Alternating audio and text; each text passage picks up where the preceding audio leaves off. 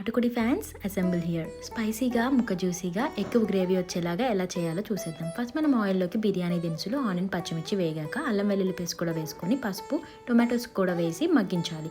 తర్వాత నాటుకోడి ముక్కలను కూడా వేసుకొని మిగతా అల్లం వెల్లుల్లి పేస్ట్ కూడా వేసుకొని బాగా కలుపుకొని మూత పెట్టి మగ్గించండి. ఇప్పుడు గసగసాలు, ఆల్మండ్స్, కాజుని వాటర్లో వేసి బాగా పేస్ట్ చేసి ఉంచండి. ఇదే గ్రేవీకి మెయిన్ ఇంగ్రీడియంట్. ఇప్పుడు మనము చికెన్లో నుంచి వాటర్ రిలీజ్ అవుతాయి కదండి, అవి ఇంకే స్టేజ్లో కారం, ఉప్పు, ధనియాల, జీలకర్ర పొడి కూడా వేసుకొని బాగా కలుపుకొని కొంచెం వాటర్ పోసి 4 to 5 విజిల్స్ వచ్చే వరకు మనం వెయిట్ చేయాలి. చికెన్ పీస్ గట్టిగా ఉంటుందండి, నాటుకోడి కదా అందుకని. తర్వాత ఇప్పుడు మనము ఇందాక ప్రిపేర్ చేసుకున్న గ్రేవీ పేస్ట్ ఉంది కదండి, ఆ పేస్ట్ని కూడా మనం ఇందులోకి యాడ్ చేసుకొని బాగా కలుపుకొని కారం, ఉప్పు సరిపోయిందో లేదో టెస్ట్ చేసుకొని యాడ్ చేసుకోండి. కొంచెం వాటర్ కావాలంటే యాడ్ చేసుకోవచ్చు. తర్వాత దింపే ముందు గరం మసాలా అలాగే కొత్తిమీర వేసుకోవాలండి. అంతేనండి, మీ రెసిపీ రెడీ. స్పైసీగా ఎందులో అయినా బాగుంటుంది. చపాతీలోకి అసలు క్రేజీ, నిజంగా చెప్తున్నా, మీరు ట్రై చేసి